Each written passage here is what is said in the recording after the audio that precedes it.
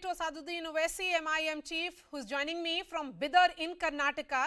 Mr. Owaisi has put out a series of tweets on this clubhouse chat of Prashant Kishore. Mr. Owaisi, why are you calling Prashant Kishore's admission that there is blatant appeasement by TMC, left, Congress and other regional parties an act of making Muslims scapegoat for Mamata Banerjee's failure?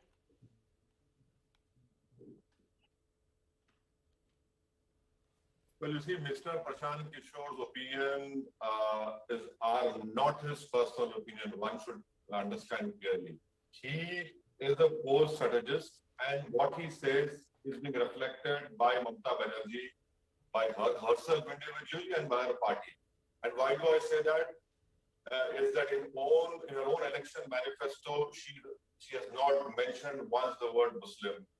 In her own report card, she does not talk about the things or the improvement, development, whatever scheme they have done for Muslims. And thirdly, what Mr. Prashant Kishore says that fear falsafa hai. It's not falsafa. It is a clear-cut thing that Muslims have not been appeased. Mr. Prashant Kishore and TMC are indulging in what I call themselves that who's a bigger Hindu in this election.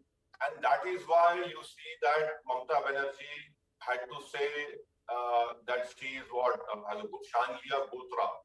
Now, BJP's vote percentage from 17 to 40%, madam. Is it because of appeasement? And if appeasement has happened, I want to know from Mr. Prashant Kishore as a post-strategist, why is it that there are only 6% Muslims in government jobs? Why is it that there are 38% Muslims in prisons?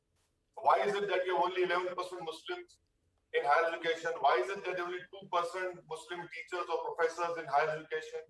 Why is it that there are no beds, no hospitals, no schools in Muslim concentration areas? And who's responsible? Is this because of appeasement? The TMC and Mr. Prashant Kishore are isolating the Muslims. They are pushing Muslims towards a wall, and there has been no appeasement. Okay, now, that brings me to my next question.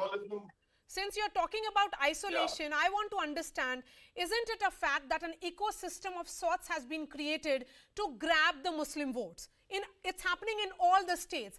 But in that effort, these political parties are only isolating the Muslims further.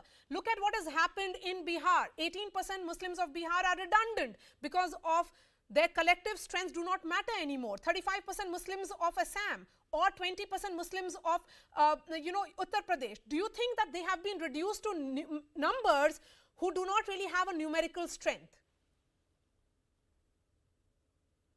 Madam, the BJP's and Sangh Parivar's oldest lie is appeasement of Muslims.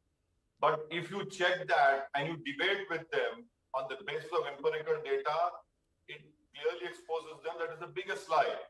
As far as the Muslim vote being redundant, I strongly disagree with you. The Muslim vote was always redundant. It is the Muslim community leaders and those elite class among the Muslims who falsely were given this hope that you have a vote bank. You don't have a vote bank. From time immemorial, a Hindu vote bank has always existed. And these Muslims have always been living in this false hope.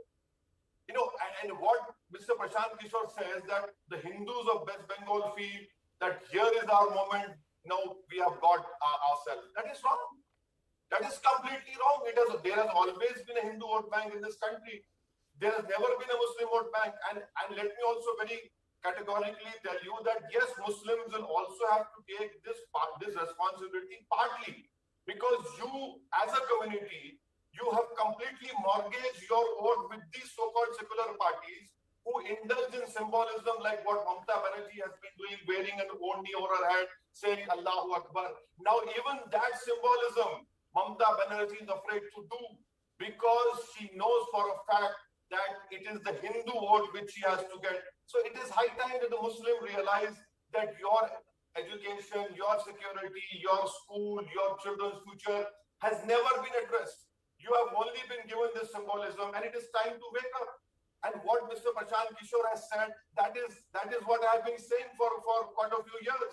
It is high time the Muslim community realize, whether it's Bihar, whether it is West Bengal, whether it is Maharashtra, whether it is Jharkhand, UP, you're absolutely right. Nothing has happened. And every election that comes, what is my responsibility? Defeat the communal forces. What about my other issues of development, education, employment? No, don't talk about it. Don't talk about it. Be quiet. What is but happening Mr. is that, Owaisi, Maria, that we are being pushed to the wall. We are being isolated. And then what will happen now? but You know, Mr. Owaisi, you were seen to be a player. You were supposed to be a player in these elections like you were in Bihar. What really happened? Why did you opt out of the race in many ways?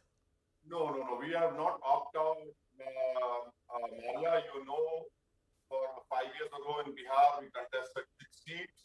We are again contesting 6 seats in West Bengal. We know I am of the firm opinion, and I strongly believe that inshallah ta'ala, in West Bengal, MIM party will grow leaps and bounds. There is enough political space and vacuum because it is TMC and all these Congress left. These are all, medicines which are way past their expiry date. And they are catering to the majoritarian form of politics. And that is where it is high time that the Muslim youth have completely awakened and have realized that we will not be taken for granted anymore by these so-called secular parties.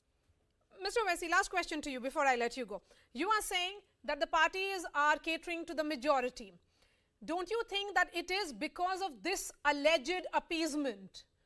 Every party, particularly the regional parties, but for the BJP, have been reaching out to this constituency saying ये मुसलमानों के हम मसीहा हैं, सब खड़े हैं मुसलमानों के लिए, सब कहते हैं कि हम खड़े हैं मुसलमानों के लिए. मुझे ये बताइए कि आज जब आप ये सुन रहे हैं, ये तो सब लोग बोलेगा ये स्टेटमेंट ऑफ फैक्ट है, this is the truth. Appeasement हो रहा था, उससे मुसलमानों का फायदा हुआ या नुकसान हुआ, वो तो बाद उसके बारे में हम बाद में चर्चा करेंगे. लेकिन अपीजमेंट की कोशिश तो की गई, उनको वोट बैंक तो बनाया गया. नहीं, मैं नहीं मानता इस बात को. I strongly disagree with you. The elite class among the Muslims took comfort from these bombastic statements emanating from these so-called secular parties who are communal to the core. Muslims were always taken for a ride. If this so-called appeasement had happened, please tell me, Sachar committee report false, Ranganath Mishra commission findings are false. You know, the empirical data which I've just told you, are they false? You know, you have taken us for a ride. You have taken us to the brink of disaster. You know, you have taken us and left us at the topmost level of a mountain that we either have to jump or with our own efforts come down. And now, you know, what is happening now is the reflection of the reality. You know, it is for the Muslim community to realize that, for God's sake, don't take yourself for this right. 60 years you have voted for Congress, left, and now for 10 years for Mamata Banerjee. She is afraid to even use the word Muslim. She is afraid to even give a report card. Mr. Prashant Kishore is blaming Muslims for the rise of BJP. For God's sake, the rise of BJP from 2014. Who are the people who supported BJP? Who are the people who went and told in Tamil Nadu, the land of Periyar and Anna, that 1,000 crores will be given for temple renovation, 25,000 to 1 lakh would be given for a yatra, to temple yatra? Who told the Delhi Chief Minister to recite and to say that his Hanuman Bhakt, he'll recite Hanuman Chalisa?